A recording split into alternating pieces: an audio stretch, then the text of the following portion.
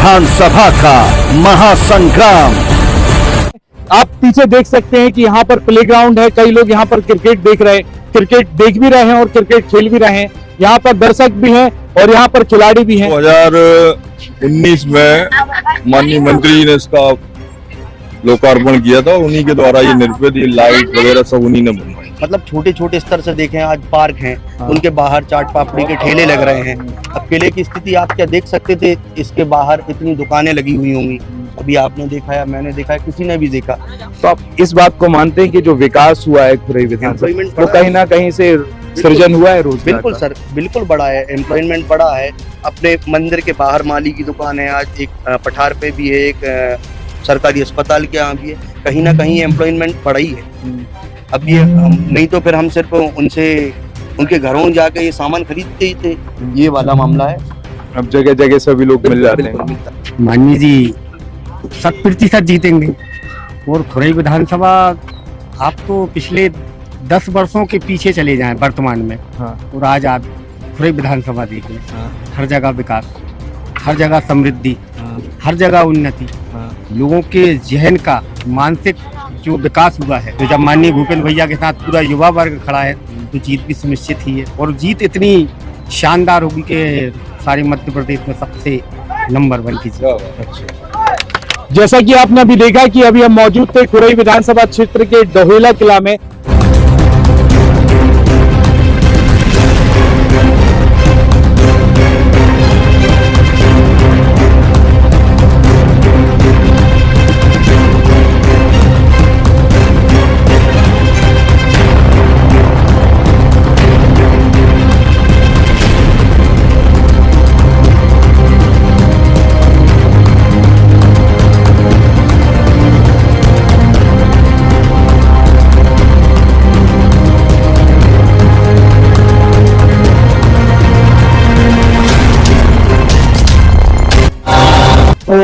बच गया बिगुल, बिछ गई चुनावी बिसात, किसका बजेगा डंका और किसकी होगी मार। सत्ता के सबसे बड़े रण क्षेत्र का हाल, विधानसभा का महासंग्राम। नमस्कार, मैं हूं आपके साथ में भूपेंद्र सिंह और आप रिपब्लिक सागर मीडिया के साथ में हैं। इस वक्त हम मौजूद हैं मध्य प्रदेश की सबसे चर्चित और हाई प्रोफाइल सीट खुरई विधानसभा क्षेत्र में। आज हमारा विजिट हुआ है यहाँ पर डोहेला किला में। आप पीछे देख सकते हैं कि यहाँ पर प्लेग्राउंड है। कई लोग यहाँ पर क्रिकेट देख रहे हैं, क्रिकेट देख भी रहे हैं और क्रिकेट खेल भी रहे हैं। यहाँ पर दर्शक भी हैं और यहाँ पर खिलाड़ी भी हैं। लेकिन अब ये मध्य प्रदेश का विधानसभा चुनाव है, 2023 का विधानसभा चुनाव है। जो बातें खुरई विधानसभा क्षेत्र में कही जा रही हैं कि यहाँ पर विकास की गंगा बही है और भूपेंद्र सिंह के विधायक बनने के बाद, मंत्री बनने के बाद ही यह पुनर्निर्माण हुआ है। आखिर हम यहाँ के लोगों से बात करेंगे कि इस बात में कितनी सच्चाई है। अंशुल नामदेव। ये जो यहाँ पर प्लेग्राउंड बना हुआ है, ये कब बना है? ये 2019 में माननीय मंत्री जी ने इसका लोकार्पण किया था और उन्हीं के द्वारा ये निर्मित, ये लाइट वगैरह सब उन्हीं ने बनवाई। तो जब से पहले से है ना, जो डोहेला किला पहले का था और आज में क्या परिवर्तन है? पहले बहुत जीर्ण शीर्ण अवस्था में था। यहाँ मतलब धूल उड़ती थी, यहाँ एक कुआं हुआ करता था, बच्चे गिर जाते थे खेलते हुए। तो बीच में कोई स्कूल वगैरह थे। लेकिन जब से भूपेंद्र जी आए हैं, जब से उन्होंने बहुत विकास किया और एक ग्राउंड बनाकर युवाओं के लिए उन्होंने समर्थन। ये जैसे टूर्नामेंट आज हो रहा है, ऐसा ही पहले होते थे ये टूर्नामेंट? नहीं, मंत्री जी हर साल एक मंत्री ट्रॉफी कराते थे, बहुत बड़ी, मैंने कराते हैं ये नहीं, जिसमें लगभग 500 टीमें भाग लेती हैं। तो इस बार हम लोग करा रहे हैं। ये हमारा क्लब है, ये सन सिटी क्रिकेट क्लब। इस बार हम लोग करा रहे हैं। कब से टूर्नामेंट चल रहा है? ये 9 अक्टूबर को इसका उद्घाटन हुआ था। और लगभग 8 या 10 दिन और चलेगा। 8-10 कितनी टीमें हैं अभी? इसमें 402 टीमें हैं टोटल। 400। क्या है फर्स्ट प्राइज, क्या रखा हुआ? 1,51,000। 1 लाख। और सेकंड प्राइज? 1 लाख। 1 लाख रुपए।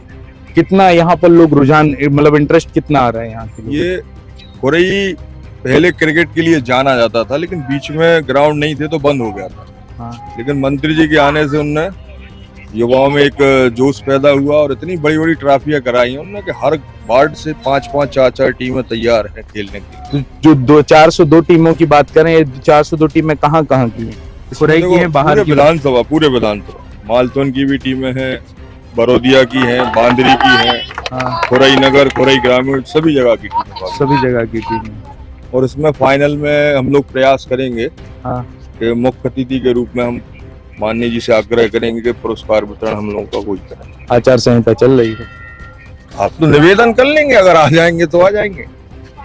कब होगी फाइनल फाइनल मैच? लगभग 10 से 12 तारीख के बीच में। 10 से 12 तारीख के बीच में। भूपेंद्र सिंह ठाकुर कब से हैं आप यहाँ, मतलब खुरई के ही रहने वाले? जन्म से। जन्म से। मैच खिला रहे हैं या खेल रहे हैं? भैया के साथ आयोजन समिति में। आयोजन समिति। जी हाँ। क्या खुरई कितनी बदली है इन पिछले 5 सालों में या 10 सालों में? आप ये मान सकते हैं कि हम जमीन पे थे, चांद पे पहुंच गए। मतलब जमीन से, मतलब आप डायरेक्ट उछाल बता रहे आप हैं? खुद देख सकते हैं। हाँ। आप खुद देख सकते हैं खुरई की तस्वीर, तकदीर। और आप ग्राउंड देख लो, ये आप ही ने देखा हुआ होगा कि यहाँ पे क्या था पहले। हाँ। पुलिस लाइन बनी थी। हाँ। मंदिर ही शिफ्ट हो गया। मंदिर देखिए आप खुद। हाँ।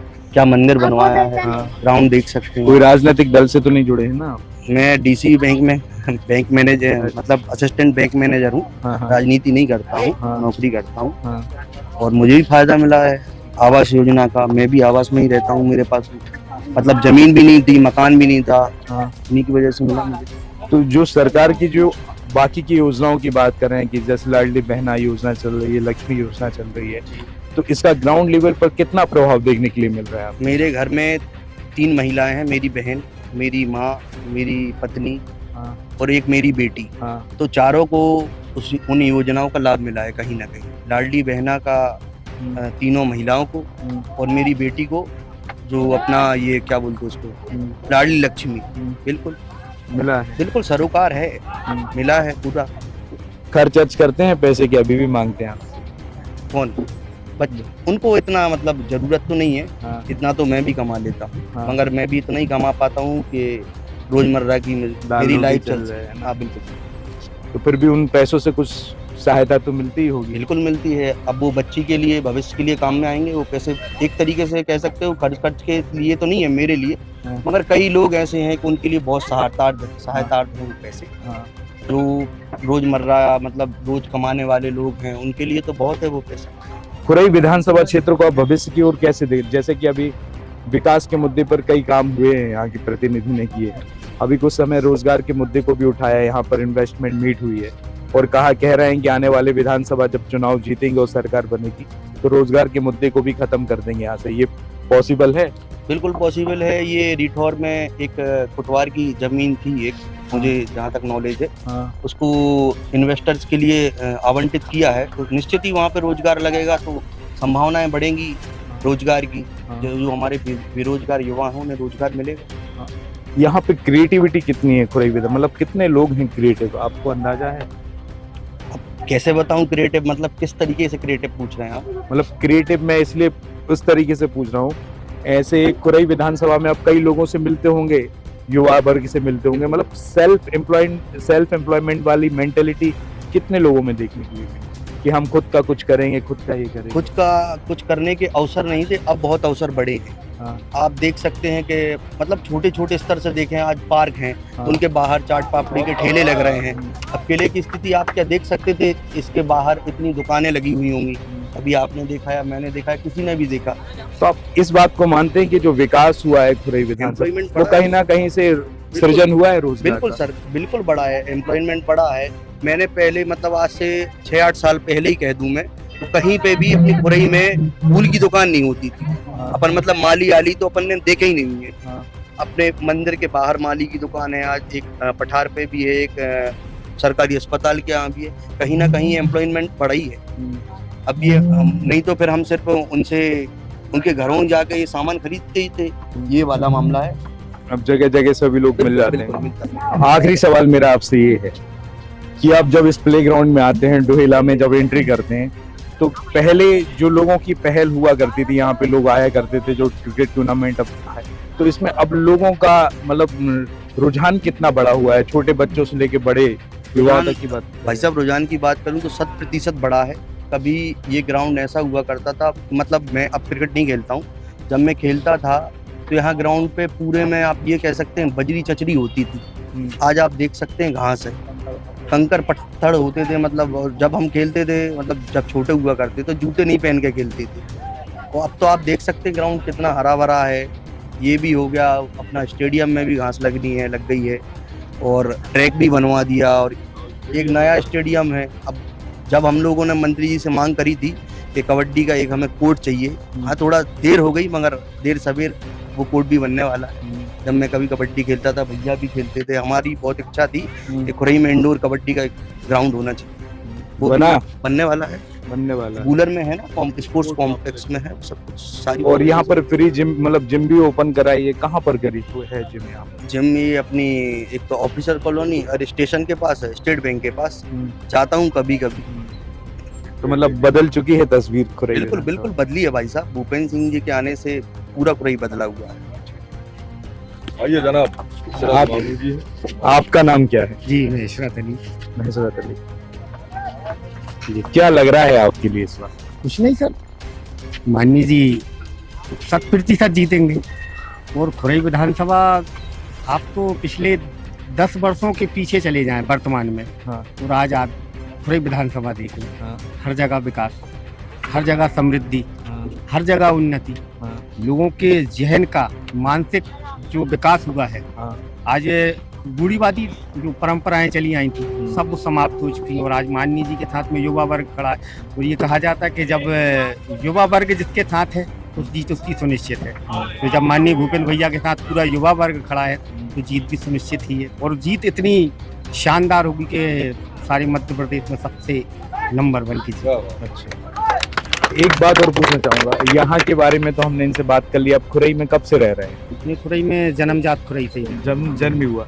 ये जो महाकाली में जो टीन शेड बना हुआ है, ये टीन शेड बनने के बाद क्या आपको लग रहा है, मतलब क्या उपलब्धियां हुई हैं यहाँ? उपलब्धियां ये हुई हैं टीन शेड बनने के बाद में। पहले मैं खुद यानी कि देखने और जानने वाला हूँ कि पहले हम लोग कोई प्रोग्राम करने के लिए, किसी सभा के लिए या किसी कोई धार्मिक या सांस्कृतिक प्रोग्राम करने के लिए हमारे यहाँ खुरई के अंदर कोई व्यवस्था नहीं थी।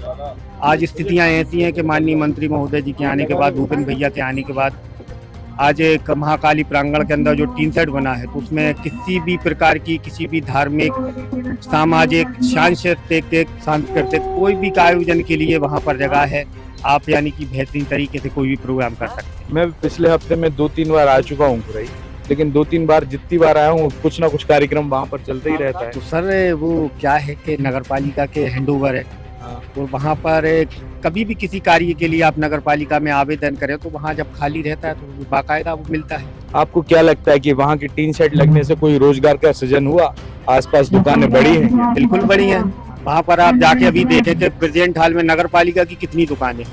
वो जितनी भी दुकानें हैं सब यानी कि ऐसे वर्ग के लोगों को दी गई जो गरीब थे, संचित थे, बेरोजगार थे, ऐसे लोगों को दुकानें दी गई और उन सबके बेचारे, किसी की चाय की दुकान, किसी की नाश्ते की, किसी की साइकिल पंचर की दुकान है, तो सभी लोग बेहतर तरीके से अपने कारोबार कर रहे हैं और अपने परिवार को चला रहे हैं।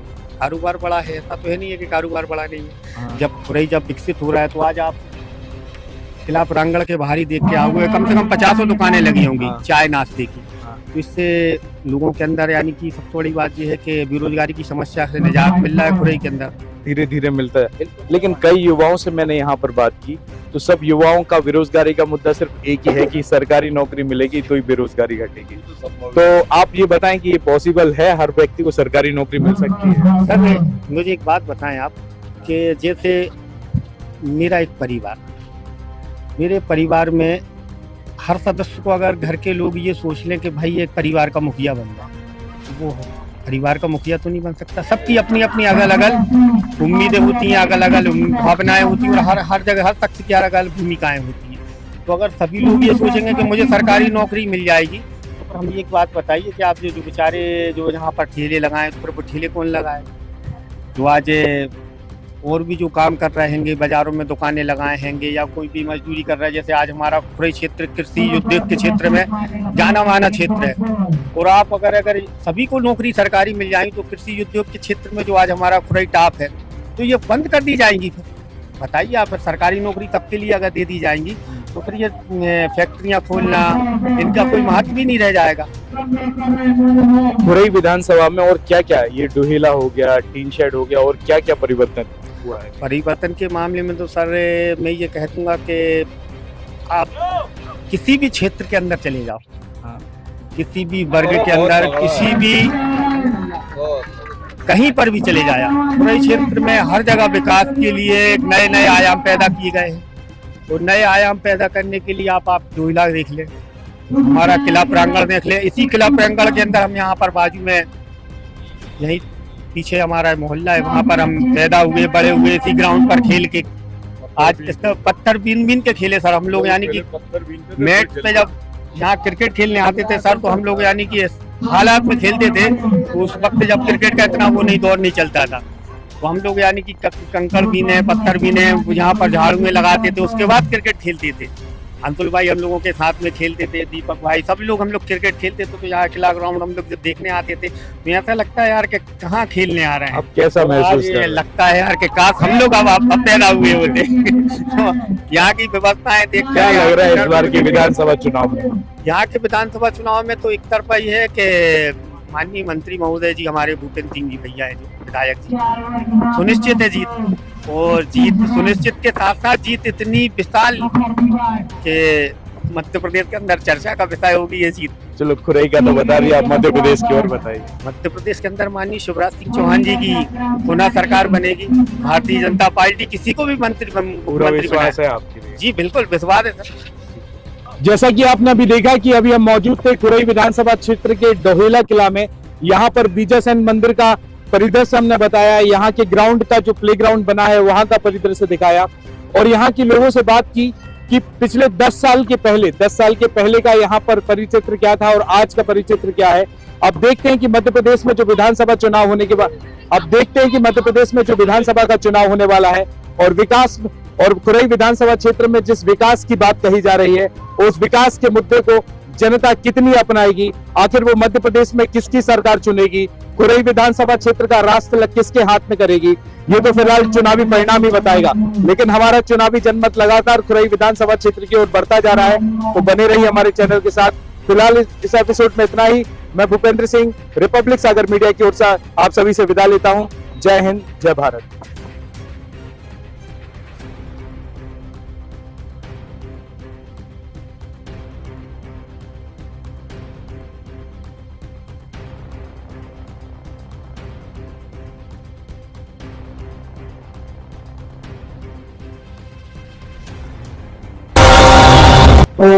बज गया बिगुल, बिछ गई चुनावी बिसात, किसका बजेगा डंका